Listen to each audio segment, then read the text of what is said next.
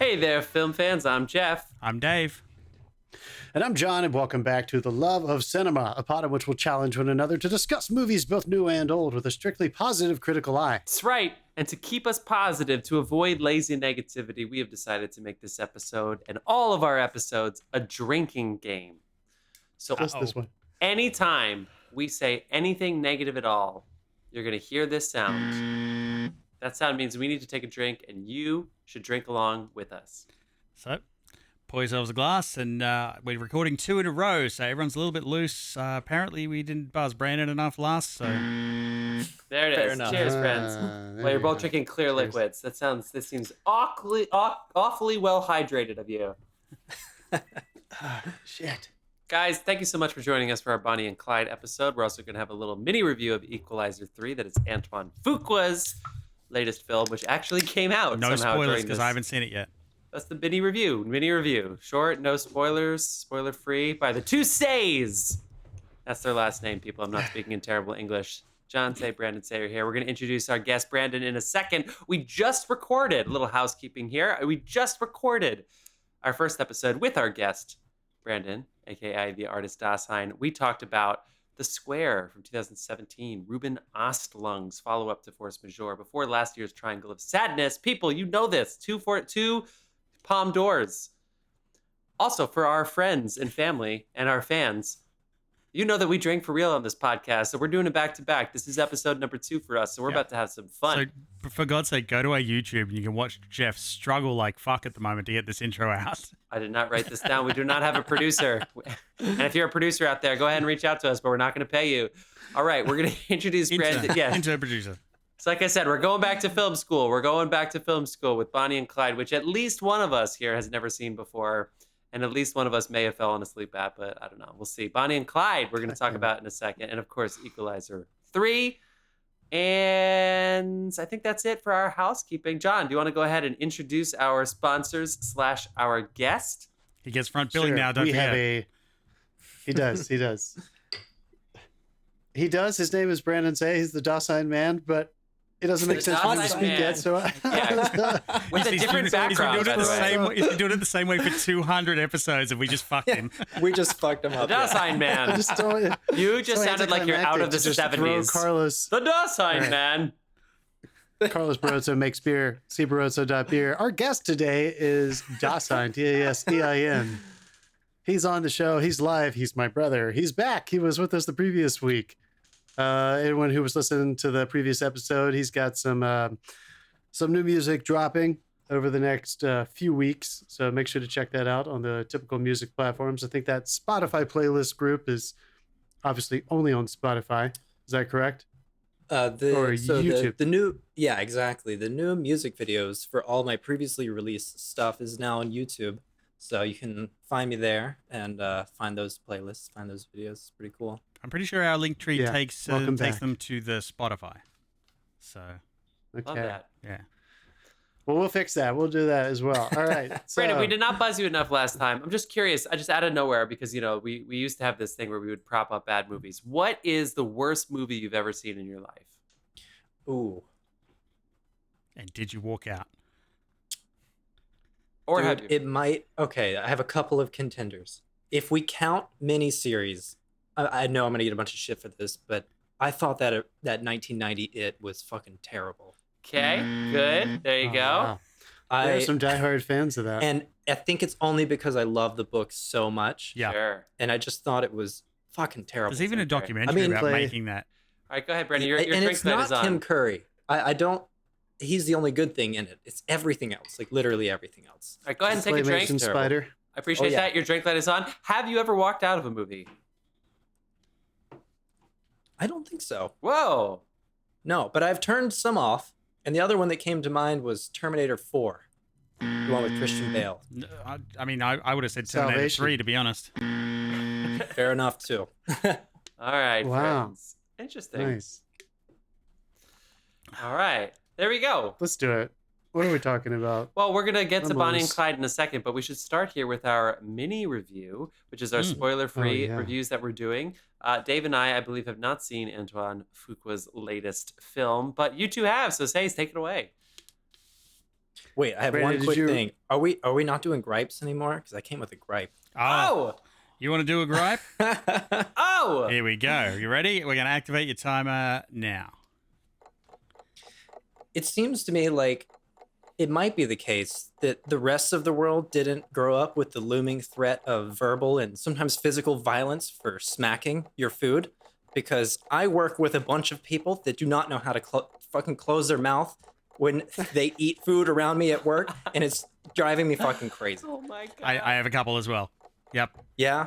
Where's the gap? I don't know. I feel like asking for their address and go around slapping their parents. It's Yeah. like, Or their older Apparently siblings. I'm the Thank asshole. you, Laura. Shout out Dave, to Laura. it's not your segment. Keeping us straight.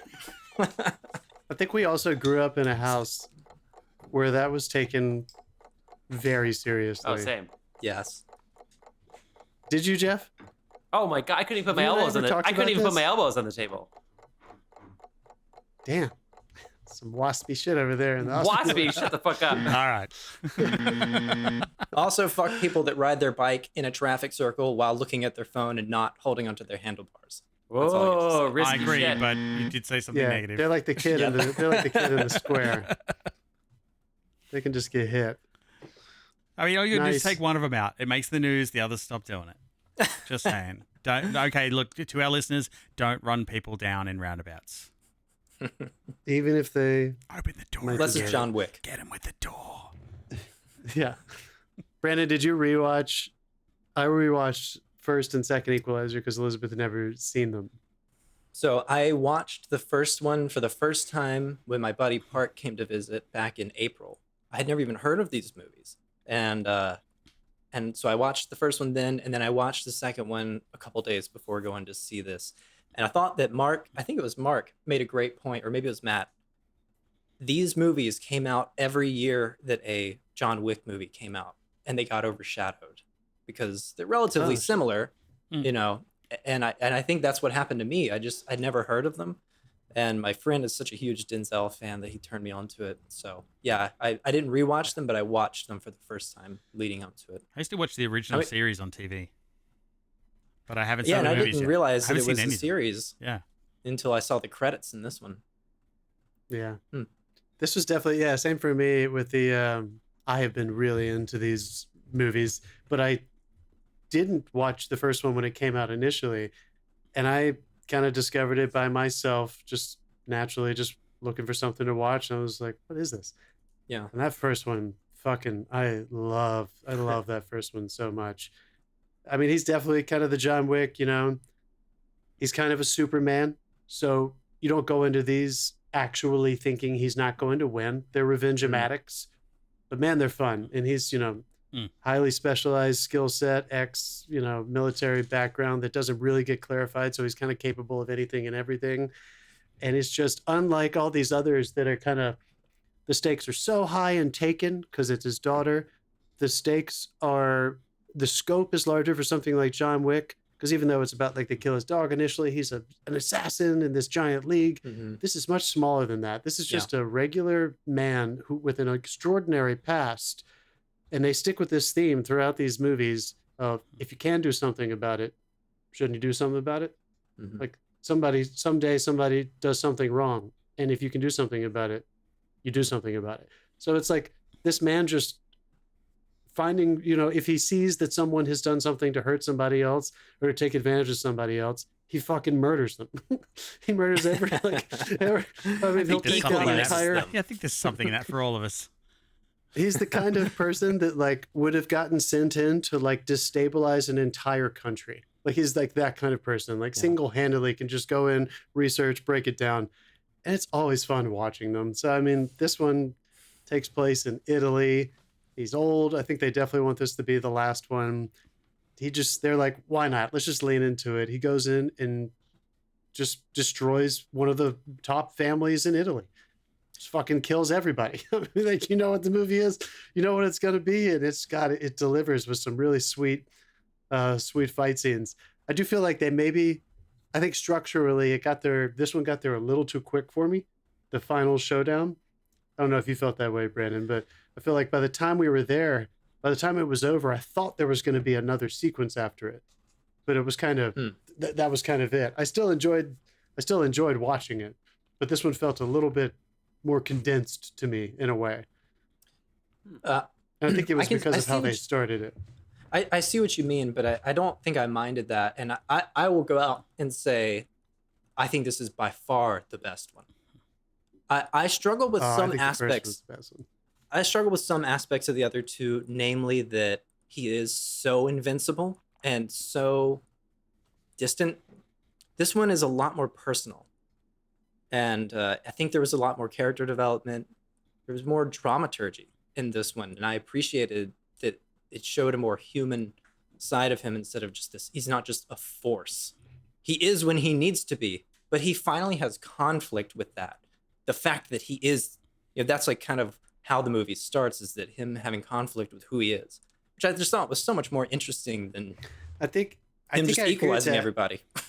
I think I agree with that, but at the beginning of this one, he's hurt at the beginning of this movie physically. Yeah. And then he's never hurt again. And I think just physically, I wanted him to have a little bit more of a challenge when he decided to bring down an entire mafia family. I guess I don't really care how much he's physically hurt. Like John Wick does that. They actually hurt him, and that's there is merit to that. But my problem with the Equalizer movies was that he never had any sort of like emotional obstacle. They kind of tried to give that to him sometimes, but not they achieved it at a much greater level, I think, in this one. All right, I enjoyed it. I'm going to butt in way more than I thought. it's a mini review, not a mini analysis. Yeah, if you liked 1 and 2, should you go and see this? Hell yeah. Yeah, absolutely. Great. You guys should sit down and watch 1 and 2 they're before you go. They're absolutely Have on my fun. list. I dropped the ball on those. I haven't caught them. I really need to. I want to. They're really You're gonna- fun. you're gonna And love I'll just give one other shout out. I think if you've never seen them before, you're going to be really satisfied. The way they portray action, it has its own unique, the way they film it and the way he fights. So it doesn't feel like John Wick or Bourne. It kind of it feels like the Equalizer movies, and I love the choreography that he does because he's an old man. He's an older man in all of them, and so it doesn't look like he's John Wick retired, but he's still like supposed to be like in his 40s. Like nobody thinks he's supposed to be in his 60s. Denzel's like late 50s, 60s in most of these movies. So it's kind of interesting watching a man of that age fight. That's not 6'6" Liam Neeson or whatever he is, 6'5" or 6'4" or whatever he is. Oh, Anyway, go see, enjoy, have fun. Message for Liam. Just stop, dude.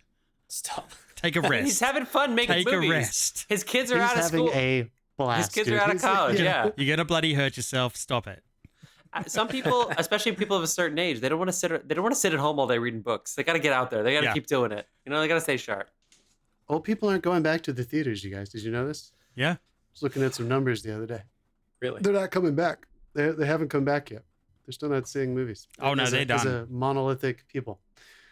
What are we talking about, Jeff? Guys, we're talking about Bonnie and Clyde. We're rocking the clock back to 1967. 1967. Nice. That's right. Guys, I was gifted this book and I can't fucking find it, and it's driving me insane that I can't find it. My fucking therapist asked me about like this book, and I'm like, yeah, I have it. I'll be right back. And I went and I came back and I was like, I don't know where it is. I can't find it. But there is a book written by Mark Harris, who you might know as Tony Kushner's Therapist husband, knows who you're used to missing write it. for- They're drumming up more business. Guys, BetterHelp is not one of our sponsors, but they do really good work, right, Brandon? I'm not saying that because you're a doctor. You're a doctor. No, because you're a doctor. You're a medical professional. Yes. Go for it. We didn't mention that I didn't mean to say like. Are you talking about? Right, Brandon? Yeah, Jesus. You crazy bastard. He's a medical expert. We have a medical expert on the show. I'm sorry. Are you talking about Drink your drink. pictures at an exhibition? Picture, or not at an exhibition. No, this is not At an a exhibition. revolution? That's right. Pictures at a Revolution by Mark Harris. 5 movies in the birth of the new Hollywood. So basically 1967 changed everything. This is the first year where basically after Kennedy was assassinated, where the kids of the baby boomer generation all of a sudden started to feel like, hey, I know a lot of credit seems to go to all the James Dean movies, for instance, of that sort of like, we were told that we are the promising children of this epic generation and not a lot to do on a day-to-day basis, and we're pissed because we have emotions and what the fuck. But this year was when film really fucking turned the corner, as everybody knows. I'm not the film historian here. We have others in here. But it's specifically about the movies Guess Who's Coming to Dinner, The Graduate, In the Heat of the Night, Dr. Dolittle, and of course, the movie we're talking about today, Bonnie and Clyde, which would go ahead and inspire 2001: A Space Odyssey. Although Kubrick didn't need any inspiration, it would inspire fucking Easy Rider and Five Angry Pieces. Five Angry Pieces? Five Easy Pieces. Oh, all the pieces. 5 pieces for sure. And Rosemary's Baby, and et cetera, et cetera, et cetera. So we're talking I really about want to Bonnie hear and the story Clyde. of how it fucking inspired Rosemary's Baby. In Just- I want to hear 2001. how it. Yeah, 2001. I'm curious. It's the age, it's the time period. Independent film, independent cinema was commercially successful. The number one grossing movie of this year was The Graduate by fucking far, and it was a theater director's fucking movie starring a bunch of theater actors, 1 star, and it was by far the most profitable film. Not Camelot, and not The Jungle Book, which came out in 1967. It was Walt Disney's last animated feature film that he oversaw before he died a little earlier than people expected. Thoroughly Modern Millie with Julie Andrews. No, not these movies, people. We're talking The Graduate, Guess Who's Coming to Dinner, Bonnie and Clyde. Those were the movies that topped the box office. What else happened in 1967? I mean, that's pretty much it. You know what I mean? And That's like, ironically, about 8 years later, after I was born, I saw The Jungle Book and The Graduate in the same year when they finally came to Australia at the drive-in. When you were 1? 6. What do you mean after you were? When I was 6. Okay. Jesus. guys, The Jungle Wow. Book, The Jungle Book and The Graduate are so good. They're both True. so good. But we're talking Yeah, about Bonnie and this Clyde. is I a good cannot wait year. to talk to you about this. I had never seen it before. I'm gonna go ahead and air my biases out. I don't know why. Get off my fucking back. It just hadn't happened before. But yeah, honestly, that's fucking it. There was no huge studio film this year. It was that transitional period which would inspire United Artists before Heaven's Gate fucked everything up in 1980. But basically this 13-year run was great. So, Arthur Penn's Bonnie and Clyde, co-written by Robert Benton, who just casually wrote and directed Kramer versus Kramer, Places of the Heart, and then Robert Towne did all the Superman movies. Casual.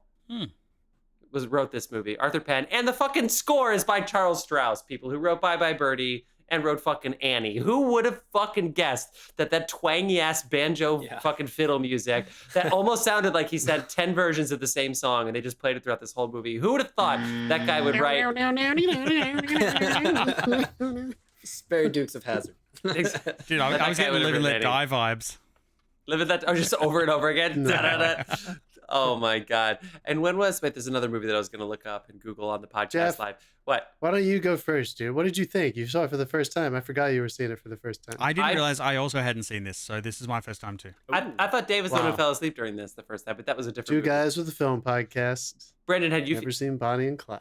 Brandon, had you seen this? No, we were too busy talking about all the fucking Jurassic Park movies and Jurassic World. We saw fucking 6 Jurassic World movies. Brandon, have you ever seen this Re-reviewing movie? Batman. I have seen this movie. I watched it back in 2020 Ah. because I did. I went through Dave's favorite list, the AFI Top 100 that year, and this is number, I think, 42 on that list. The definitive And list. so I saw it back then. This for week. the first time. Did you rewatch it? Oh yeah, I rewatched it yesterday. So who did we rent this from? I rented it from Amazon. Jeff Bezos, Space Money. Anybody else? What'd you guys? iTunes. I gave Tim Cook my money. Okay, John. Yeah, me too. Yeah, the mothership. Yeah, I gave it to Apple. Guys, this is one of the best All right, movies. let's go. This- What'd you think? this- Brandon, what'd you think? Yeah, on your Brandon, what'd you rewatch? think? Wait, no, I thought we were going to start with Jeff. This is one of the best We movies can I've ever start with you, seen. I Jeff. can't fucking believe how good this movie is. This movie's Oh, so fucking good. good. There we go. I mean, it's almost Yes. easy to say, but God fucking damn it, this movie is so good. It is, dude. That's my. I'm so speech. glad you felt that way. Oh my God! And Angela. Yeah, had we seen can it a just bunch stop before. there. We can go right into spoilers. Let's just short answer it. I'll go next. I love this movie. Yeah, play me off, Dave. Play me off. I love this movie so much. I'm like assistant teaching this class right now Ooh. on directing techniques, and it mostly we mostly work on how to stage blocking and camera, and that can be actors and camera. That can just be camera, but there's some version of that and everything. And look no further than the opening scene of Bonnie and Clyde. The way they move that camera around her, the way she moves in and out of it. I'm going to talk more about this, but my theme of discussion for this episode is going to be how incredibly accurate is Bonnie and Clyde, as it gets noted as one of the first movies with The Graduate, is the New Hollywood. I'm going to call it the bridge because there are like expressionistic elements to this that are coming from a previous time period. It almost doesn't feel as gritty and realistic as Friedkin and Scorsese are going to get in the 70s. It kind of sits at like in this in-between place for me, and has some real beautiful artifice to it. Just to what kind of got lost John as said, we went a little bit further. while he's talking, everyone stop what you're doing and Google cameras in 1967. And you'll realize how fucking hard it was to move one of those things the way they moved it in this film. Absolutely. So I had a great rewatch. This was probably my third or fourth time seeing it as like an adult. I feel like I watched it when I was young. Probably didn't appreciate it nearly as much. Probably watched it on TV. But this is probably third or fourth time, and God, I must have waited the perfect period of time because it fucking blew me away. Like from the jump, I was like, oh my God, I forgot how good this movie was. And it never let me down. I had a fantastic rewatch. How about you guys? Dave, Brandon?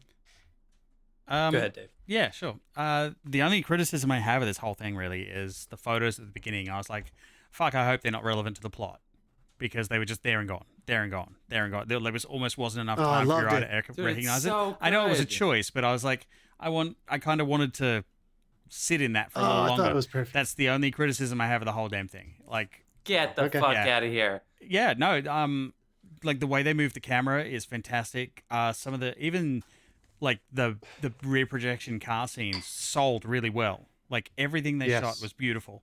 Yeah. Better than fucking the 2000s. We're doing car scenes worse than that. Yes, they were. I really have a lot of questions though about like how people felt when they saw when this first came out, and I actually after watching this, I texted like you guys, and I'm like, we need to do a segment and talk to people who went to the movies and saw this for the first time, and try and get someone on the fucking phone and talk to them about it. And I feel like we're going to try and do that, but we'll see if it works. But like, I'm really curious how this was like received, because it would have been such a culture shock, because it really isn't like anything they'd seen before up to this point. Wait, hold on. We'll get to Brandon in a second. Dave, you didn't like the pictures at the beginning? No, I liked them. I wanted to see them. They were gone before I could like process what was there. I see what you're saying. I think it was great. I mean, obviously at the time, we know this now. It's the Fargo thing. It's real. This fucking happened. I love that at the beginning. They're like, just so you know, everything you're about to see actually happened. And I love that it was quick, so that way you can let it go. So that way the actors can actually just tell the story, and you're not being attached. And also, don't forget, Dave, we would have been watching this on a full screen if we had, it was intended for a giant screen. We probably would have taken in more in that second that it was on screen than our television screens. I think, right? No, I mean, it's common knowledge the human brain takes about 2 seconds to actually realize anything, like to recognize anything.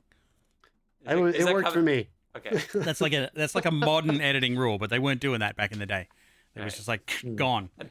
So yeah, that is my only gripe of the whole damn film, and it's the first 30 seconds of the film, and Dave hated the opening of this movie. Yeah, hated it. Brandon, let's get to you. And just so you know, I'm going to be very trigger happy with the buzzer on you today, okay? Do it. Okay, go ahead. I don't even know where to begin with this movie. I mean, you motherfucker. Damn. In a good way. There's so many good things about this. I mean, I will say it played really well on a rewatch, which I'm not sure. I'm not much of a rewatcher. There are only select movies and or books that I rewatch, reread. The Twilight series, yeah, and this one, I was interested to see how it would feel the second time around, kind of knowing the story, being familiar with the characters and all of that. And it's just, I paid more attention to the filmmaking this time. And it's fucking perfect. It's like a perfect movie. Yeah. And I mean, we'll get into like the details of that, but it's just, again, it blew me away. So good. Which is, I think it's important to point out how successful it is objectively, because it gets so much credit along with The Graduate for being like the tip of this spear. But both of those movies are excellent movies objectively. It's not just the fact that they were dealing with risque themes or violence, and it attracted a different kind of patronage than had ever before. They're excellent.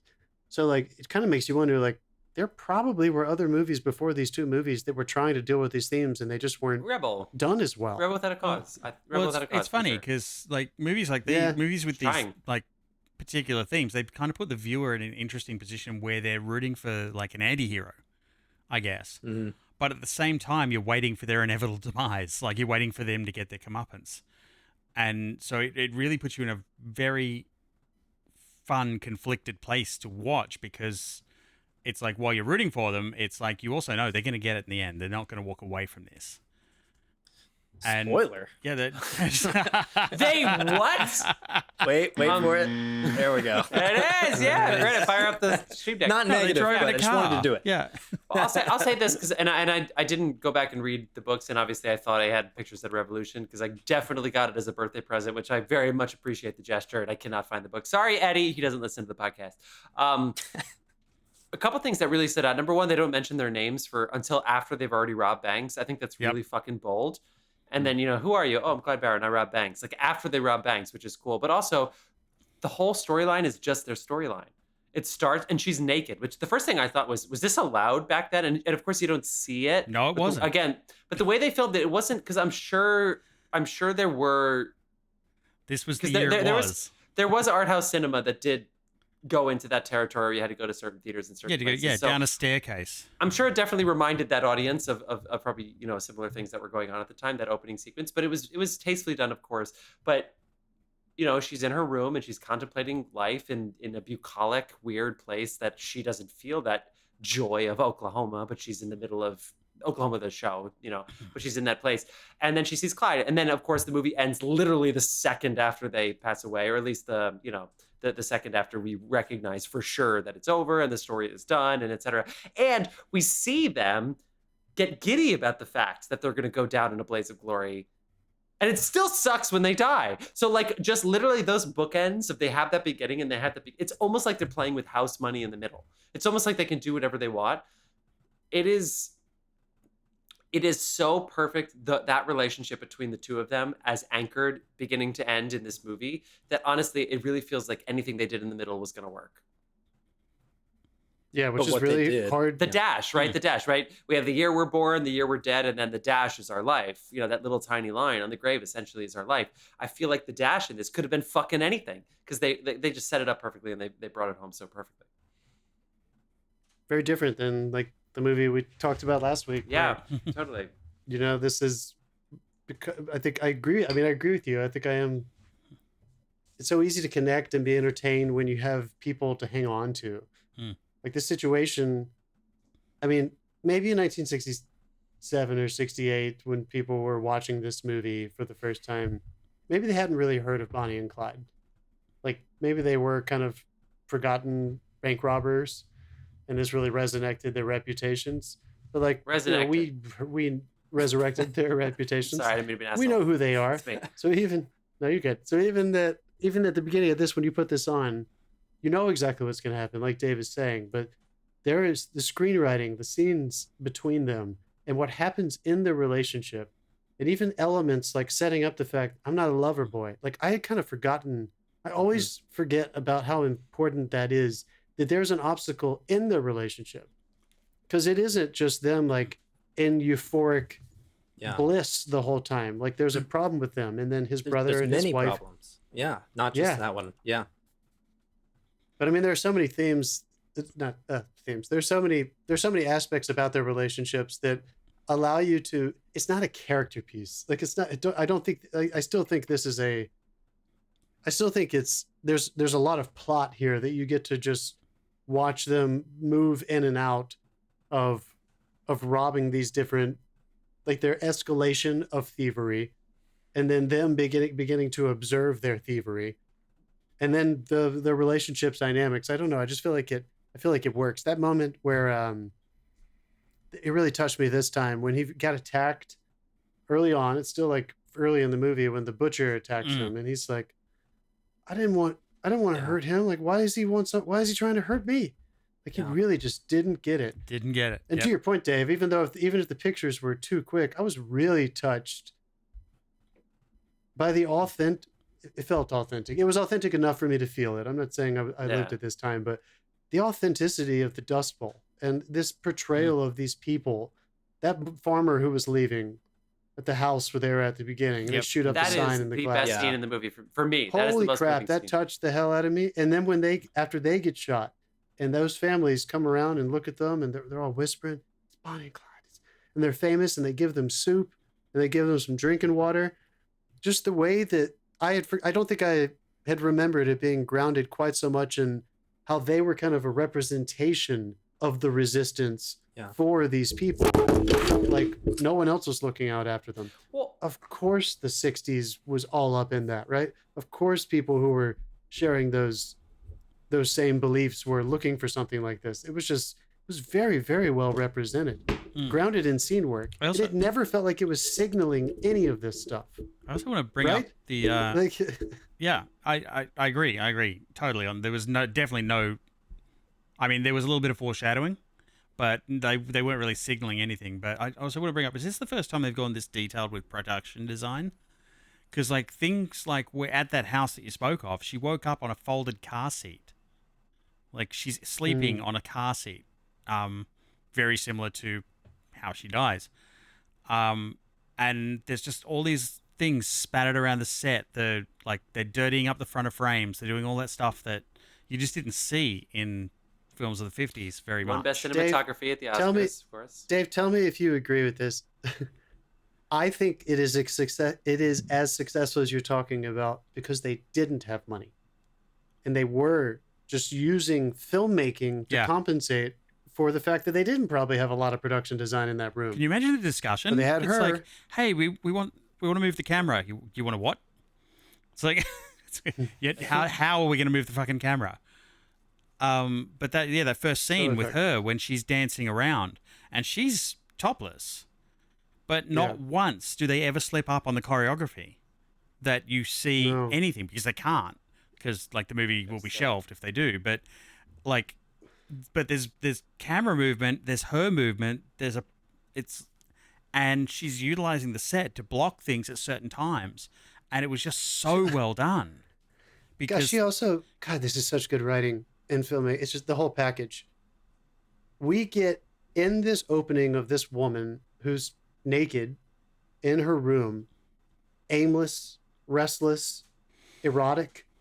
And you see all these things inside of her movement in and out of close up. Like, what is she doing in there? And then she goes to this window and he just happens to be there. What a coincidence. But then he later says at the diner where he's trying to get her to come with them.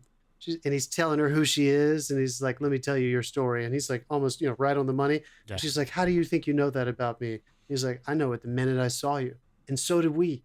You know what I mean? Like, it's like they knew they had to do that in the opening, and they did it with expressionistic movement. Mm-hmm. They didn't do it with dialogue. They didn't have her fighting with her mom about how she wants a better life.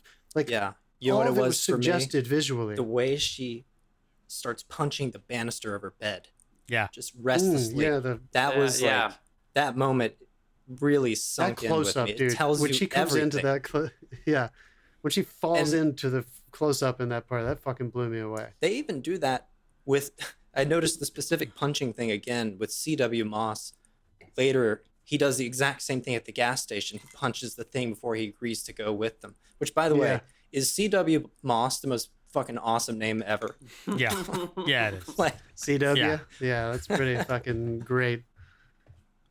So but that visual storytelling at the beginning really like establishes, like you say, John, the beginning of the film teaches you how to watch it. And that really establishes how much subtle, but it's not so subtle you'll miss it. It's just delicate storytelling that's really fucking effective that they use throughout the whole movie. You say that there's so much that you guys are inspiring me to say. There's three things at least, but I want to stay on Faye Dunaway. The first things first, I'm going to say it. I'm ready for the buzzer. It's okay. She's better. She's better than him in this movie. She's so fucking good in this movie. Faye Dunaway in this movie is such a sensation. I'm only buzzing you just because we're hacking it, but buzzed yourself. Yeah, dude. I think Warren Beatty would say that Faye Dunaway is a better actor than him. He's great. And she's one of the best. He gets there. He does amazing things. It's iconic. But what she does in this movie is it's one of the best things I've ever seen on film. It's so good. Her range, every single bit of emotion, dude. And he made bold choices too. But I mean, this is sensational. But I honestly think I feel like this with actors all the time.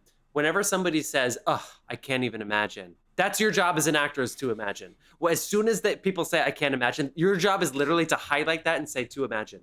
And I feel like opening this movie with a scene that probably doesn't exist on film very much back then, outside of, the dark picture houses, where it's just a woman who's naked, which, by the way, women get naked every single fucking day, and she's pounding a pillow, and she's angry, and she's stuck, and she can't do shit because she's a woman in the 60s, and she's a waitress because she can't get a banking job or anything 30s in else. this case. 30s. Yeah. Sorry, the 30s. And it's like the frustration and the ire. I bet you 99% of women who went to this knew exactly what she was feeling at the time that happened. Maybe the men didn't, but I bet you the women did. I bet you they really stood there. And nowadays, of course, the men are like, of course, yeah. And so I thought it was the fucking boldest, and the close-up on her face and everything. It was like, who needed another lead of this movie? She didn't need a co-lead. She was like, I that's the story I want. I want the Bonnie movie. That's it. She was so fucking good. Although I must admit, really... when he gets to the pitch, when he's in the diner with her, and that crime spree sales pitch is fucking next level. He nails that scene opposite her. It's charming. So well written. It's charming. So well written. But you're right, Jeff. You're right. I think this time more than any other time, I was watching the Bonnie and Clyde movie. I was all about her this time. Yeah. I mean, she's just working with so much, and not to bring it back to it, but on top of that she's like falling in love with the addiction of being with this man and what they do together, but also with this man who does not physically love her, like in the frustrations of this very erotic, feral beast that we meet at the beginning of this movie that is Bonnie Barker. Bonnie Barker? Is that her last name? Parker? Bonnie Parker? Yeah, Parker. Yeah. I mean, she's just working with so much, and then fucking Buck's wife, Estelle Parsons, comes in there, and she just fucking hates her. She hated film too. It's cool too that she hated film. She was a theater actor and she hated film, but she needed money. This is true story. She needed money so bad that she was like, "Fuck it, I'll do it." She basically never did film again. She's a very famous theater actress. Yeah, she hated film, but she needed a job, and she knew Arthur Penn, and so she said yes. There's a book. It's called Hollywood Hellraisers, and it's basically about like the fuckboys of the '60s. So Jack Nicholson, Marlon Brando, Dennis Hopper, and Warren Beatty. And apparently Warren Beatty he didn't understand the character enough at the time, so he just said, "Well, maybe Clyde is gay." Now, I think men nowadays and even women understand there's more complexity going on, that the inadequacies of that there's probably more of an emotional stuff that we could bring out. But I think he actually was contemplating that. But regardless of his choices, you could tell there was subtext that didn't need to be on the scripts. There was something going on underneath between them, that it wasn't just like, yes, they're a pair. It automatically brought this tension between these ultimately like Romeo and Juliet-esque, like they're paired together forever, for all of eternity characters. But between the two of them, there was still tension that adds this 5-dimensionality to this movie that makes it even explode out the screen more. Yeah. How good was it with the the scene where they take the picture with the sheriff? And then Bonnie kisses him. Yeah. And the guy and Clyde fucking loses it. Yeah. Right? And it's like all of that physical built up stuff that he can't put on her, he puts it on this sheriff. And I just felt like there was an amazing distribution of catharsis to that character. And that was, it's always easy to get worked up or it's easier to really allow yourself to go there as an actor and make something super physical like violence. But that scene really blew me away. I mean, I don't even know how far into the water they planned on him going. I feel like Warren Beatty just fucking took that guy into the lake. And then they were like, well, shit, we got to set up in there. Let's make sure we get the other shot. Let's hope that canoe doesn't tip over. Yeah. I mean, that might have been a Sean Penn Mystic River moment. Oh, yeah. It was really fantastic. I mean, that's interesting you took that take on it. I remember when she kissed him, it cuts to his face, I think, and he's not reacting yet until he spits on her. Yeah. Yeah. And then he loses his fucking shit. Yeah, it's because of the spitting. I think it's like because of the kissing. Yeah, he's very protective of her. But that's like his way that he can demonstrate his care. But let's just follow this all the way to the end. The fucking silent pantomime of their love scene is A+ blocking with actors and camera. Yeah, dude. I just want to say sex scenes before soundtracks were just awkward. Yeah. in a beautiful way. Though. Yeah. I fucking God, dude, I thought it I was was just so like, good. can a fucking bird cheap or something? I don't know anything. Like, But that was that world, dude. There weren't a fucking, you know what I mean? Like they had that radio, but like I loved how quiet it always was. You were always wondering, is CW listening? Can they hear through the wall? Like that's how it used to be. Like how did everybody have sex back in the day? Your kids Also, just heard it, I guess. Everybody just fucking heard it. I also love that it made it not exploitative. Not at all. Yeah. Yeah, no, not at all. I mean, it was great that they stayed on that wide for so long. But those exchanges, when they started having the, maybe he's going to do it. Like what was the impetus that that made him so attracted to her initially? I can't remember what scene was happening before. They did have an exchange and it made him try it. And that's why he came on to her. But then with her almost going down on him and then him rolling away and then leaning up to her and pulling him into her. And like, you think like, is he going to try again? No, he abandons her and he's, at least I'm not a liar. Wow. Oh yeah. What a line, dude. What a fucking good line. Well, as she's realizing like, wait, this isn't the life that I was dreaming up in the last 48 hours. yeah. Yeah. And she realizes that on two levels, like the relationship with him and then the life of crime that they've chosen. She says it, I think maybe in even a scene after that where she just says, is this it? You know, like I thought it was going to be so much more. And the first bank robbery doesn't have any money. There's no money in the first bank robbery we see. Right. Which is what makes me Dave, wonder. what were you going to say, Dave? Sorry, no, I was saying let's Brandon. touch on a little bit of the comedy that seeps into this in amongst all the drama as well. So Because good. that first bank robbery, they go in, the bank's closed, it's out of business. Come There's out no here and fucking tell my money. woman. Yeah. Yeah, tell me about it. The next robbery they try with CW driving, And she just he says- parks the fucking car, and the car it gets parked in, they can't get out. It's so And it's just like, oh my fucking god! And then He has all to of a Austin sudden, Powers out. yeah, all of a sudden they steal a car and they're getting chased by Gene Wilder. What the fuck? that's so good that he runs after the car and he's chasing after Bunny. Gene Wilder's film debut. Yeah. Was that When his I debut? catch these men, I'm going to. She's like, Guys, maybe we should call Yeah, the police. What if they have No, guns? what did No, she say? what if they have guns? Oh, maybe we should let the We police should handle it. Call the police. Yeah. We Yeah. should- He's so Yeah. good. How, And he was so good, and also that whole scene, like what a great little interlude, and what a huge steaming pile of foreshadowing guys, as well. It worked on multiple levels. how great is It's the like, what do you moment- do? I'm an undertaker. How great is the Close up on Faye. Yeah. Get him out of here. Yeah. I mean, Get him just out of Yeah. here. Yeah. How It great just is the snapped moment? everyone out of their reverie right there and then. Also, I feel like they did a good job of letting everybody know that they were sort of like the working man's, hero. Like they're robbing banks, right? They're not robbing Yeah, butchers. they're Robin Hood. And Especially when he in tells a the guy to way, keep now his of course money. they're not necessarily giving it back, which is too bad. But but we'll talk about the killing cops and stuff in a second. But it is kind of, it says so much that at this time of economic turmoil, bankers are doing okay. Not great, but like not obviously some of them are failing, but like there's people that are doing okay. And then the cops are literally giving their life to protect the money that's being, that's not being distributed to It's everybody. the 30s, dude. So Bankers are doing okay. I'm not saying it's right to kill cops, obviously. Obviously that is in there. But when it gets to Gene Wilder there, it's so great to have somebody in the car who's relating to these now, because now we have to sit there and be like, well, maybe these aren't good people because they are robbing banks and they are killing people. So it's good to have these people in the car. And then you have the moment with Gene Wilder where she says her age.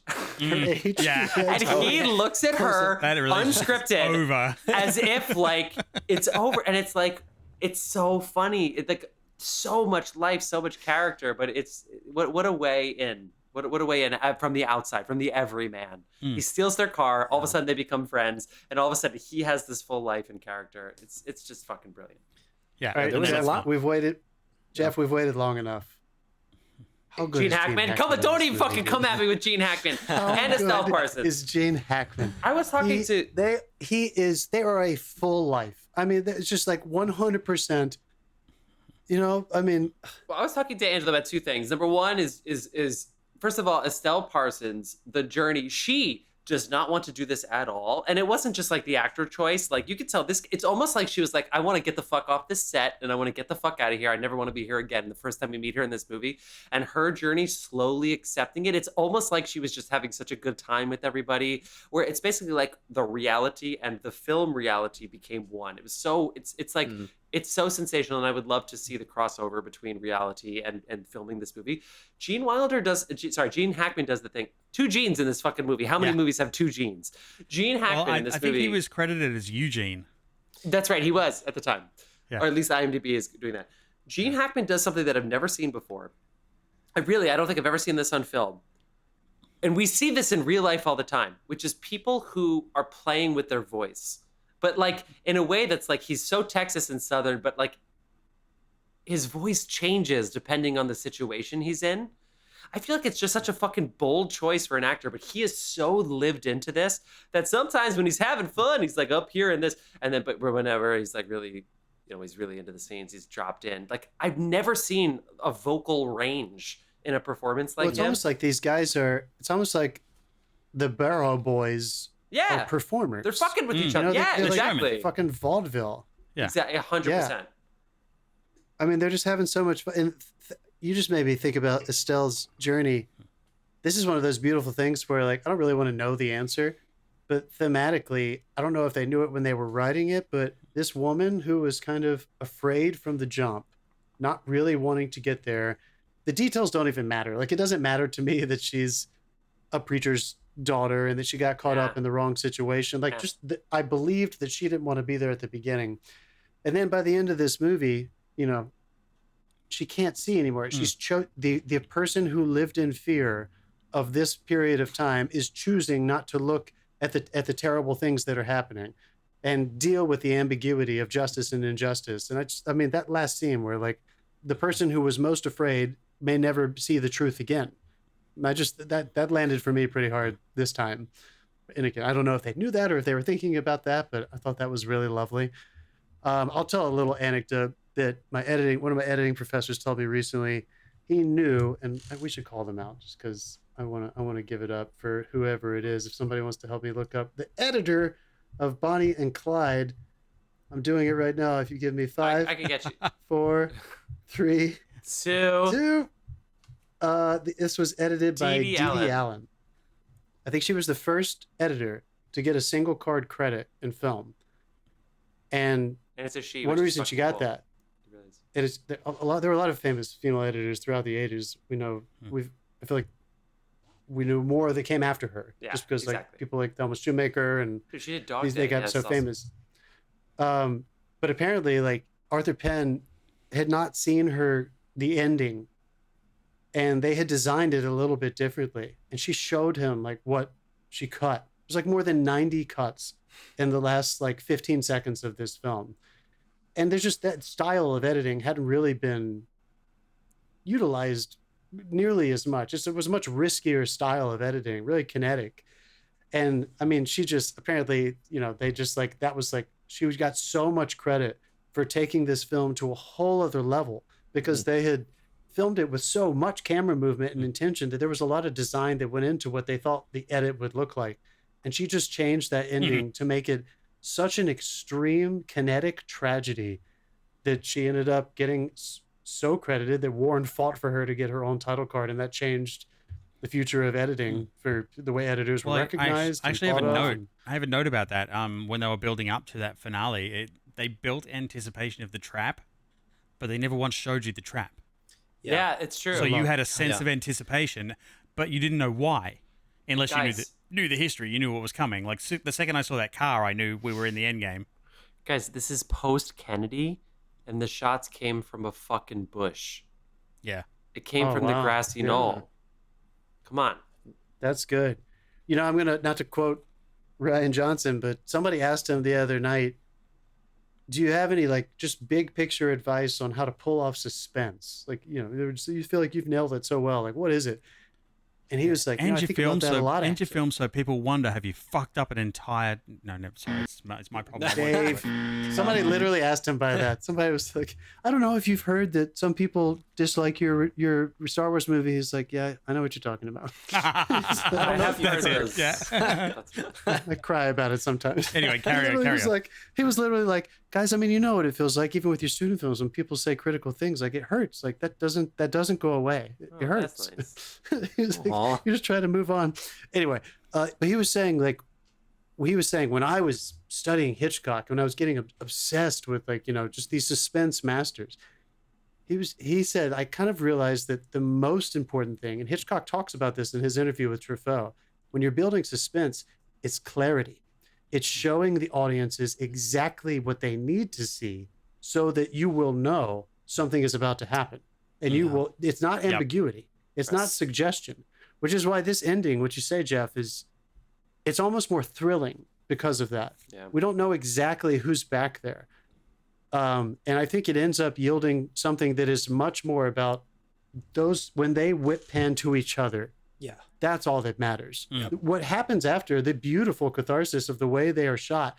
I'm so glad they did so many, what are they called, Dave? The exploding bullet? Squibs. They have such a, Squibs. yeah, squibs. I'm so glad they went as far as they did with it because it really lended itself to a beautiful catharsis. But for me, that movie climaxes in those whip close-ups. I mean, that is fucking, you've come that whole way with them and you realize. They could have done that whip and then just cut to black and had gunshots and it would not have that stopped was, for it. Yeah, that like was the movie, the final look. They just wanted to reach each other so they could die together. And all they got to do was lock eyes. Yeah. I feel So like everything after that was for the people playing at home. And I guess so, but Dede Allen, she chose to, they did not film it in slow motion. That was not a shutter angle choice. She just slowed the film down and it created almost a shutter angle distortion of them like moving in a little choppiness with their slow motion, which is beautiful and very powerful. But I think everyone feels that way. When they look at each other, you realize how emotional this movie was. Oh, yeah. Which take me into my other point, and I kind of want to ask you guys if you feel the same. The one thing that stuck with me in all of my watches from the first one, and it just never lets me down. And it might be my favorite thing about this movie, is the way that they handle the lack of perspective from the law. Like, they're there, they're doing their job. Eventually, they have a face, and it's the guy. But this is not, well, let's split our time between the detectives chasing them and the way that they just, like they're just, the man is after them. Yeah, it's a faceless thing that turns up and starts shooting. And the way it's clear that it's not just so effective. It's not just coincidences that certain cops are onto them. It's just what happens over time. Eventually, you're going to run into some people who get suspicious and call the cops, and that's just what happens. Like, I feel like never once do I sit there and be like, oh, well, this is the part of the movie where it's so convenient that...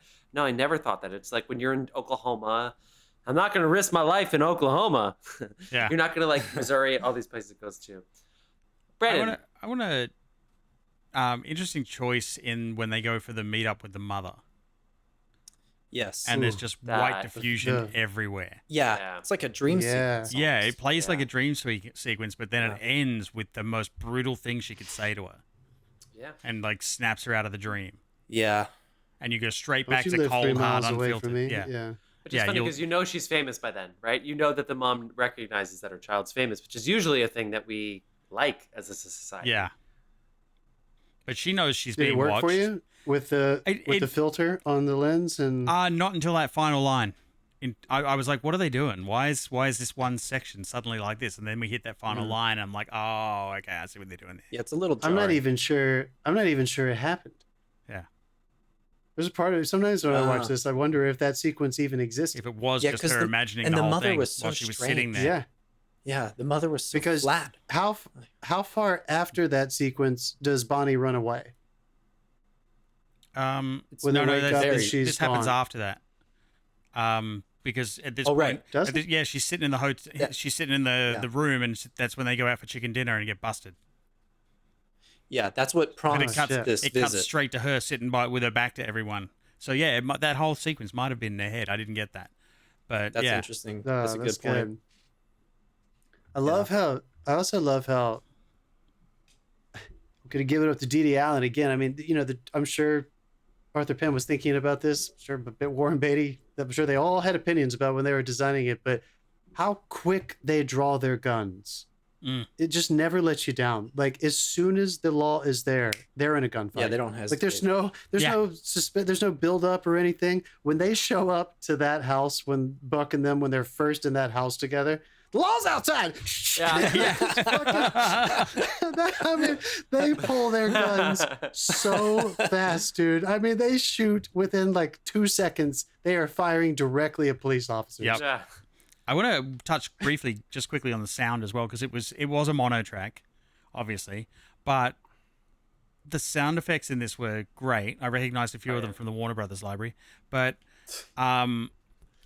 We need to get just a the budget update, so just go ahead. the John, like the fucking do it. motivation of the sound for me Yeah. was a thing. Like when you were hearing stuff outside the car, it was muffled. When you were hearing things from a certain position, it was it was dimmed.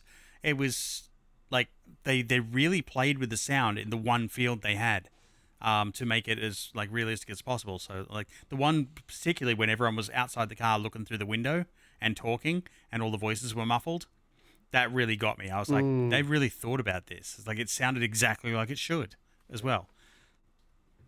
And I love it because that kind of effect is like extremely achievable and not expensive. Oh, It's yeah. just a different aesthetic, It's right? just Trying to trusting work your at that audience and trusting your slightly more audience. realistic. It's just very brave Yeah. to try and capture it live on set.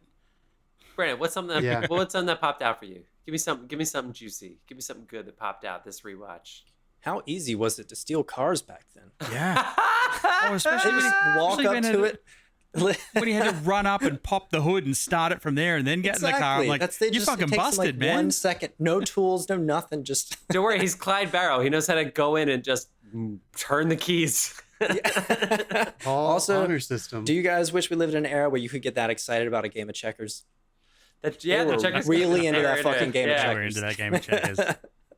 Screaming about shit. Yeah, they didn't have honestly, like, Max. Yeah. What stood out to me? I mean, I know we already talked about it, but I don't think I've ever seen something on film that encapsulates an entire movie and is the landmark, like seminal moment of a movie that takes like less than a second. That look at the end between the two of them before they get shot. It's still just lingering in my mind. It's just so impressive. Which again, I just, not to be comparative and not to take anything away from two-time Palme d'Or champion Ruben Östlund, but there not for a moment did you even have a chance to have that kind of emotional connection with characters in those kinds of films. And I just feel like maybe it's a Western audience thing, a more American audience thing, but Are you talking about The Square? I mean, I was talking about The Square. Just how, yeah, sure. I just wanted to clarify. These episodes are a week apart for everyone else. Yeah. No, you're right. No, his next And movie, I guess- the Line. Yeah. The line. I don't know. It's just so obvious to me that people watched a movie like Bonnie and Clyde, and this whole debate of, how much effect does art have on the world, and how subjective is it? Of course, there are a lot of things that go into that, but a movie like Bonnie and Clyde that had an exciting vehicle of crime, but it ultimately climaxes with this intense emotional connection between these two outsiders. Yeah. That changed America. Yeah. It kind of sparked a flint, that got a movement going. And so did The Graduate the same year, of these character-driven pieces where you have enough empathy to make people feel like, I fucking feel that way too. And apparently I'm not alone. As opposed to, sometimes it's, if you get a little bit too intellectual. I'm glad they chose to try to ground this almost in a genre that we can like hold on with both hands. And they snuck a character piece into it. It's just it's a gangster film in a sense. In Hollywood had made plenty of them, but they chose to have an anti-hero perspective. And unlike a Scarface or something from the noir period of Warner Brothers from 20 or 30 years earlier, these people are heroes because they loved each other, because they cared for each other. Also, not yeah, we because wouldn't have we cared thought about that there was- Bonnie or Clyde. This was It's their way more union. sprawling than a gangster film, too. Totally, man. Yeah. I also want to just give it up for making films at all is a pure act of willpower. Like, it doesn't matter what level you're on. We have done it together as friends and collaborators and pushed a boulder up a hill. I think everybody at the highest levels does it too. Warren Beatty made this movie happen. Yeah, he's a And co-producer, then when they sold to Three Arts, not Three Arts, what is the name of that United company Artists? that? No. Oh. The name of the company They don't that exist Seven yet. Arts. Oh, 7 hours. I think it's Seven Arts that Warner Brothers sold. Jack Warner was selling to. They were not going to release this film, and Warren Beatty went there. It was premiered at the Montreal Film Festival and did well, but they were not going to theatrically release it. And he had to threaten to sue Warner Brothers. And when they made the acquisition, it was a part of the package to just release it small, and it started just exploding in the cities. Yeah. So none of this would have Wow. happened if he hadn't, busted his ass to make this great film on a short budget and get his friend Faye Dunaway and his friend Gene Hackman to come make it. And then it never would have been released if he hadn't had to take litigious action against a studio He was head. also a and trailblazer that changed in that America. who hasn't threatened to sue Warner Brothers in this day and age? Yeah, sure, I love. sure. Wait, since I saw this with Angela, just a couple of Angela shout outs. First of all, she loved Faye Dunaway and she loved the hair. They did great hair symmetry considering back in the time, like the wind and all that kind of stuff. She was like, that's a different scene. That's The that's continuity? So, like, the continuity was really Yeah. great. I mean, obviously not perfect, but like, especially in Her those hair after the opening sex scene. sequences. Oh yeah, exactly. Or the almost sex scene was nuts. which- Yeah. Important back then though. Important because it has to look like, it can't look like a set. It can't look like it's on a Yeah. set, but at the same time, it can't look like a wind blowing every take. Doesn't matter. So You've shout out. got wind blow and you've got JBF hair. Also, Angela likes to shout out that this movie might probably inspired Instacart. She thinks whoever inspired it, they watched this movie and they went, "Oh, people just delivered foods to homes back then," and they spotted murders. And she also like things like the tracks in the sand where she leaves where the mom and the whole clan, like not the clan, that's not the right word, although there probably were some future clan members in there, but like the clan, the group when they left. Sorry, Angela. The tire tracks in the sand were continuitous. So this is just people that just cared about the movie. And that was actually also with the first attempt to get them where they pulled over to the side of the road and they were sleeping because Gene Hackman's ear was like, Is this a word? shut the fuck up, dude. They were like, I had to call you know it what I out. mean? I'm sorry. You know where they're like sleeping in the thing and then everybody's on the trees outside, on the outside and they're basically like, show us I forget what he says. And then somehow they escape except they leave Gene Hackman behind. That If same they're thing, yelling the out, tire show us tracks you, was track. it the Tourette's guy from... So if you have, it kind of feels like if you have less money, you just have to care more. And they were willing. Honestly, they were willing Jeff, to do I that. think you're right, dude. Like, look at the movies that this yielded. All of the filmmakers who made their movies in the next like 6 or 7 years made the best movies of their career. Oh, the snoring scene. were They like- could have cut the snoring scene, and I bet you that snoring scene inspired more filmmakers than almost anything. Where it's like, Oh oh my my God. god, Dude, Yeah, I that have a was so note good. about that. I was hoping we could talk about that. Like, what did you guys take Again, away from that? First of all done with camera movement, Yep. sound Yep. and camera movement, right? Yep, not a single They- and word. we've all been there. Everybody's been there. I think, yeah. What did that scene mean for you? Like, other than just the being thrown off because you think it's Warren, Right. you think Warren and Warren's existence. He's this selfish man who's just a big man and a big bank robber guy, and she just has this crush on him, and he's actually just keeping her up all night, and he's just ruining her life. And then you realize that it's not him, and there's room for her in him. You know what I mean? Like, there's room for her to be with him. That's kind of what I took away I from feel it. like I feel like it led to her line later where it's like, "There's always someone in the room. I'm never alone with you." Yeah. Interesting. I also felt like for sure. you have to work with Without people. a You have to doubt. work with people that drive you crazy. Yeah. Yeah, but then there's also, they were both experiencing that and not talking about it with each other. They didn't acknowledge it together. And so they were both kind of still isolated from each other at that point in the movie. I also feel like she was, folks, at the end of this scene, it pulls away.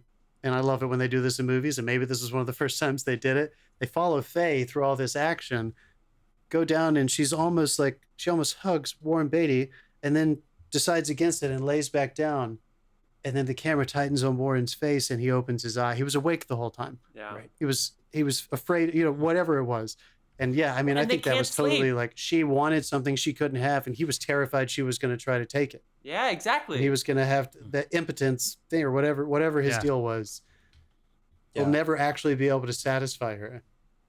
and they, And that was enough. and like you would assume that people on the lam would have trouble sleeping, and they had trouble sleeping because of the snoring. I also feel like there's something fun with it, but they didn't just settle with that. That it wasn't enough. They're like, we want people Yeah. to know they have real person issues too. Yeah. Hmm. Speaking of snoring, C.W. Moss, I thought he did a great job. And He was his awesome. dad blew me away for a second time. Ah. That character's so good. Yeah. It almost is a bait Yeah. and switch at the end because you think Yeah. they're gonna get away with it based on the information that we had. Yeah. Dad. Ugh. I love the way they filmed the ice cream scene where he's meeting with the sheriff, the Texas Ranger. Oh yeah. Again, Like- just showing it. Yeah, that long lens, just from a distance, outside. You just hear, to you, Dave, you hear directional sound. You don't hear what's inside the ice cream parlor. You hear the street. Then they walk out, and I almost didn't need the Texas Ranger to walk into shop, but like, it's fine. Like, let's just complete the sentence. It didn't take anything away from it. That was just plenty. And then when they pull up, it still gets me 3 or 4 times. When they pull up to the road, after he's told his CW, don't get in the car, there's going to be a holdup. You don't know he's involved. Yeah. You don't know the father is the decoy. So when they pull up on the road, isn't that blah, blah, blah? You think he's going to sit there and say, oh, fuck, they got away. Right? Like, I think so. Again, I haven't read the shit that people say. I thought he was home. I thought he was going to be like, oh, shit, they escaped. I didn't realize he was part of the Unbelievable, dad. you guys. The dad, Yeah, yes, the that's dad. right. Yes, Yeah. Yeah. I see what you're saying. Yeah. Because they We also- don't He was gonna- they don't show you anyone hiding behind the bush, like I said earlier. Like, there's nothing there. Exactly. You don't know Grassy what's knoll, going on. man. At that The point. grassy knoll. How many shooters were there? Brandon, how is it doing this whole episode without a mic stand? How has it It's, been? I'm getting used to it. Yeah. I've got a system set now. Is your wrist tingling yet or anything? I'm switching off. People, get on YouTube where the copyright hasn't affected us here. Is that a Rode mic? Is that it? I don't know. I borrowed this from a friend. Believe it or not, I don't actually use any mics, so I don't have one. Get the fuck out of here. Not a singer. Yeah. Let me ask one last question, and then we can shut up about Bonnie and Clyde. Yeah. This movie gets a lot of credit for being a very, very influential American movie. Do you guys think it deserves it? Do you think it's one of the better contemporary? We can't even say contemporary. Yeah. This movie was made closer to the first movie that was ever made than it was made to the most recent Marvel movie. Yeah. So, This do you movie think is like is this almost 60 years old. is it one of the best? Yeah. Is it still one of the best American movies ever made? It's better than a lot of American movies I've seen. Yeah. Absolutely. I think it deserves to be higher than 42 on that list. I do too. I kind of think Yeah. you meant this in Oh, the you mean the graduate. American list? The American list. The American Film Institute, Dave, not the Australian. The A is American. Where is it on Sight and Sound? Jeff, keep saying what you're saying. I think, because for me, this is better than The Graduate, but at the same time, the two should be pulled together because I think, John, you nailed it. I think The Graduate is a character study, and this isn't. Even though it's Bonnie and Clyde, it has just enough of that separation from reality where it is lore. It ultimately, it's a fable, even though it was real. It's a nonfiction novel, as Truman Capote liked to talk about in Cold Blood. It's a nonfiction novel. So you can feel that this is ultimately a telling of it, and it's not necessarily the definitive telling, even though it is, but they also accept that if somebody else wrote a book that was different, they'd be okay. I kind of got that sense from this too. So I would put this higher than The Graduate. I would put this as the definitive one, but at the same time, I feel like them and The Graduate, and then all the other movies can go off to the side. But I think this should be higher than 42, and I think it's one of the definitive movies of American history. Agreed. I think I agree with that, man. I understand why The Graduate was a little bit more subtly effective. Our mom always jokes that like that movie like changed her life. Like she thought she knew what how you're supposed to act and what was kosher and what was okay and what was taboo, and then she saw The Graduate in high school and she was like, what the fuck? And it just like, really. So I'm sure there were a lot of people like that who didn't need machine guns and death and those more intense, cathartic, high stakes. Maybe there's a different energy, and it was good for both people. But I don't think Bonnie and Clyde, because it's a genre piece, gets as much credit as it deserves. Yeah. I think The Graduate gets more credit, and it deserves all the credit it gets. But both of these movies are just, they broke a mold. I mean, what a year. I don't know if that ever happened again.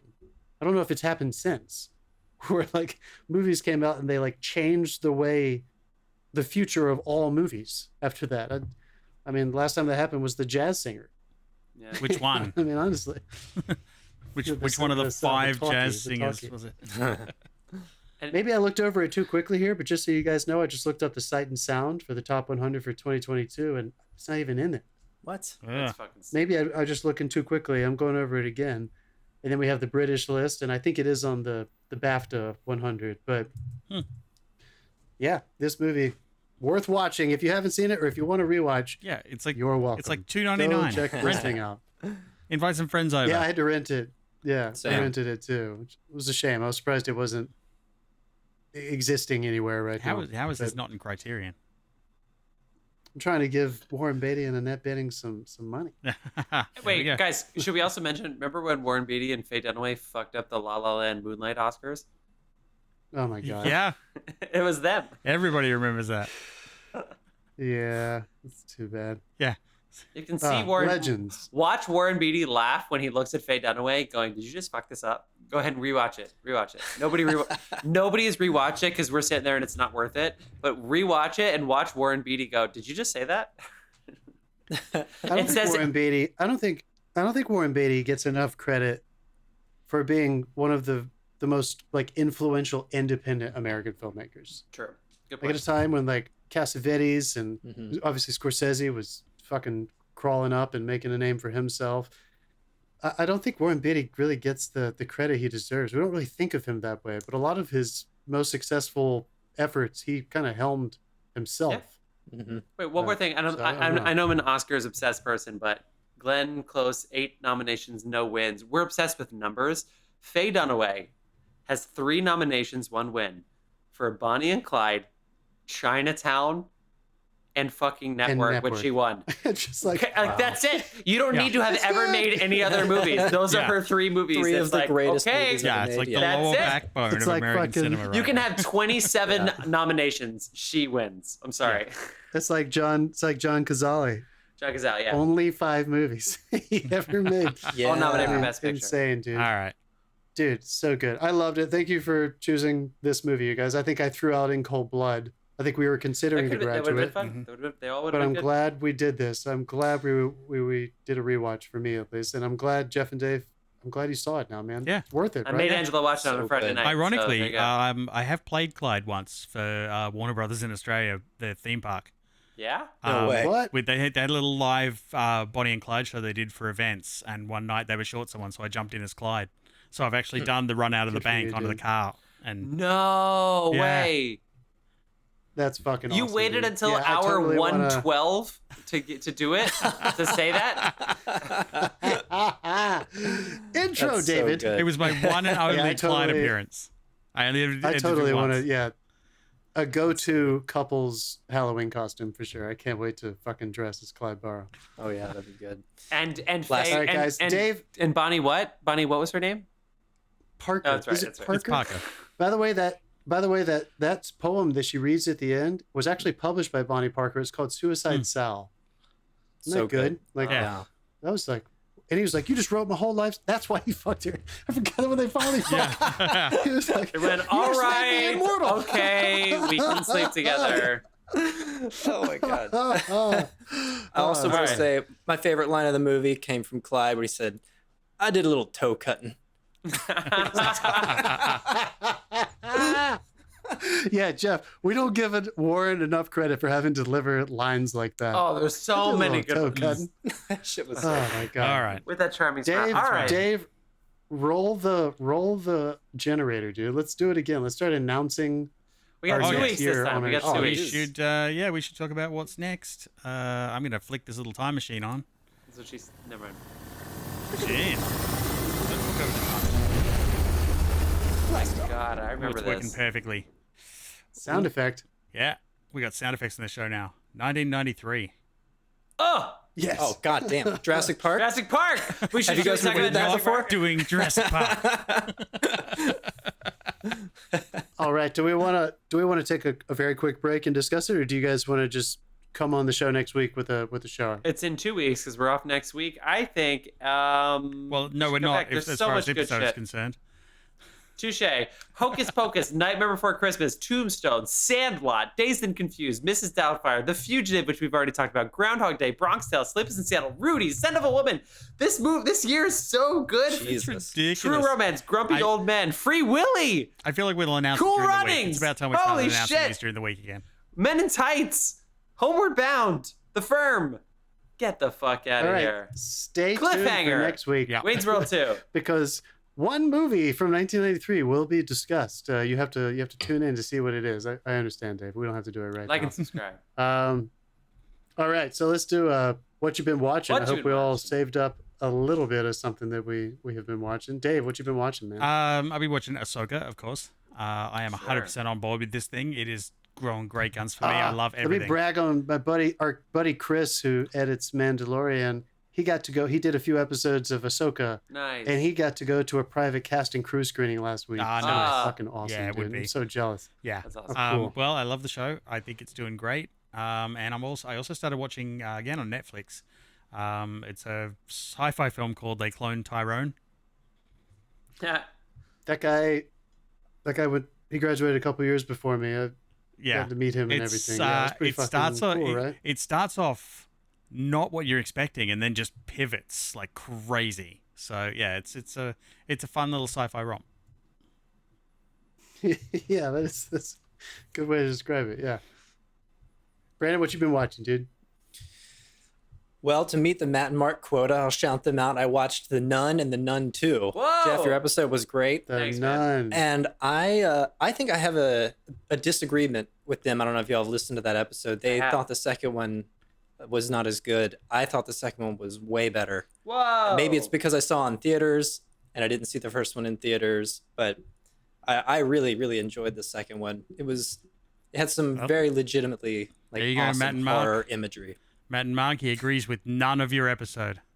Have you all ever seen a we can picture do it of here that too. actress who plays? Have you seen a picture of the actress who plays the I nun? mean, Bonnie Aarons, Yes. our Lord and Savior. Terrifying. Yeah. Sorry, yeah. Beautiful. She's beautiful. She was I not can't in much. see the Nun. Like, She apparently was in contract disputes with this because they were using her likeness for like Yeah. Halloween costumes and stuff, and she doesn't feel like she was being Yeah. compensated for that. Oh, Bonnie, get that money, girl. That's it. You Yeah. gotta get those cuts agree. and those Halloween costumes. yeah. right. I also went on a bit of a animal attack movie streak. I watched a movie called Rogue, which I also learned about from Matt and Mark. That movie, I was are you hoping guys you said familiar with Cocaine this? Bear. No. No. No. Rogue is, I'm going to go ahead and say it. It's my favorite animal attack movie now. It's What? More than it's from the guy Beast? who made The Jungle. I forgot his name. And Wolf Creek. It's Australian. MJ It's about Bassett. it's about a croc that just Yep. fucks some people up. But Yeah. it's such a good. If you want it's to, like a not, you want an it's old- not the Megan Fox vehicle. if you want an old Australian Okay, movie you're that'll right. fuck you up, Razorback. All right. Wait, is Throw it this on a the Daniel list. Radcliffe movie you're talking about? Jungle was the Daniel Radcliffe movie, which was also great. This one was really good and it actually had some like really good subtle like visual storytelling in it. It was more than I expected from Wow. a movie about a crocodile killing people. So, and a great theme. Greg McLean. Written and directed by Greg McLean. I found right. 3 other rogues before I got to your rogue. An American journalist on assignment in Australian outback encounters a man-eating crocodile while trapped in a rapidly flooding mud island. It's fucking awesome. Fuck yeah. Highly recommend it. Yes, It's Highly American. recommend it. That's not an event. That's the holidays. It's just another day. Yeah. It's just another day. Oh, Right. Croc ate another fucking American? Yeah, all right, must be Thursday. Get off my track. Stop dipping your fucking My toe in the Formula One water, you race is on. dickheads. I followed that Croc up on the with track. The Shallows, which I can't recommend. Not nearly as good. Yeah, Oh, there it's it goes. just- Yeah, Came out. I'll drink to that one. That's funny. Oh, Anything my God. else? I finally caught Fire in the Sky, which I'd never seen Oh before. my God. 1993. Jesus. That was also 1993. You're right. You're right. That's I can never watch that And again. it pretty was freaky. I really liked it, and it really sharply contrast. I had just watched Signs before that. Nice. The contrast between the practical aliens in Fire in the Sky versus the horrible CGI aliens in Signs. I know I'll drink again for that one, but really, Yeah. really enjoyed that one. The moment works for me in Signs where the alien walks across on the television footage just because Right, it's 'cause it's- crappy footage. I like the Scary Movie Exactly. 3 one better. Where he's just Oh, I like don't- Yeah. across the camera and then back again. Nice. Yeah, dude. Cool. Also, the guy I from watched- T2, the T1000's in that one. Robert Patrick? Oh, He's, yeah. he's the lead. Oh my God, I forgot. Yeah, I forgot that's him, dude. He has lines Well, he had quite a little run for 2 years. for 2 years. Yep. Yeah. He was in the X-Files too. Oh, nice. Yeah. Yes, he was. Yes, he was. Thank you. I was like, where else? I know he's got like a regular character on something else. What have I been watching other than The Last of Sheila I mentioned last week, which is all this week? I talked about There Will Be Blood, right? Did I talk about that a couple weeks ago? What? You talk about that all the time. What are you talking about? You do talk about it a lot. Did I mention it though? No, Did I tell you you guys didn't. about it? I No, didn't. I don't think so. So this is a great. I texted you about it though. This is a great gift from my fiance. Oh yeah, you Elizabeth. texted us about it. She fucking got us tickets, and we saw In the Greystone Mansion, which is at the end of There Will Be Blood, where they filmed the bowling alley scene. So good. We watched There Will Be Blood in the Greystone Mansion private home theater, and then went downstairs afterwards and got to tour the bowling alley. Guys, I must have. I waited the perfect amount of time, like similar to Bonnie and Clyde. It was almost not like a first time, but it was like just the right amount of time. That movie is like up there on my number one again. I mean, I just had the most incredible rewatch. Can't say it enough. My God, Jesus Christ, it blew me away. I also have been watching, rewatching Downton Abbey. Actually, Whoa! Got into it for an editing class. Kind of like showed some examples from it, and I just, man, that show, the first season at least, it's just For sure. easy to devour. Just so beautiful, so so much great. moving camera. Man, the editing so lecturers much over to there look are at. brutal. Dude. Yeah. Dude, we covered Dede Yeah. Allen. Edit this, motherfuckers. Yeah. You Really good. Kiss How about a you, Jeff? picture of Dede Allen every day when you walk in. Well, we talked about the I other should. one. I talked I about should. seeing Clue and stuff, and I'm kind of doing like rewatches and stuff. I haven't found the show that I'm into at this particular moment, although I know there's a lot of good shit out. My niece's name is Remy. My significant other, Angela, my girlfriend Angela, loves Paris and all things Paris. We rewatched Ratatouille, people, and it was so Nice. fucking good. We rewatched Midnight in Paris a couple weeks ago, as I mentioned on the show. But Oh, good for you. guys, Ratatouille is so Incredible. good. It is so good. It is so good. The Michael Giacchino score, of course, is incredible, but just every single detail of this movie is so fucking good. Jeff, I ate at my favorite French restaurant in LA the other night. We were having a moment. You didn't Yeah. even realize it. I was eating snails and thinking of you. We talked Yeah. about Ratatouille. How small were the portions?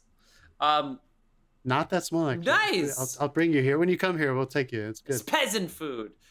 People, thank you so much for tuning in for our Bonnie and Clyde episode. Thank you so much to Brandon Say, aka the artist Dasein. Please listen to all the Nacians, and please listen to all of his music on Spotify or wherever else you get your music, because Spotify doesn't pay their artists very much, although they do promote tours very well, which doesn't help us, but you know what I mean. And let's get into it, guys. Next week we're gonna be, or in 2 weeks, next week we're gonna be talking about some movie from 1993. Hopefully Brandon Say approves. Brandon, anything you want to say to the people before we go? No, just thanks so much for having me, and hopefully I get to come back. Like I mentioned at the beginning, October 13th is when the next EP is coming out, so maybe I'll come back out around then. We can Whoa, Yeah. do a little release party October 13th. episode. that'd be awesome. Sweet. We would love that. Do it, All right, man. film fans, Thanks so thank you much, so guys. much. Thank you so much, and we'll see you next time. Bye. I did some toe cutting.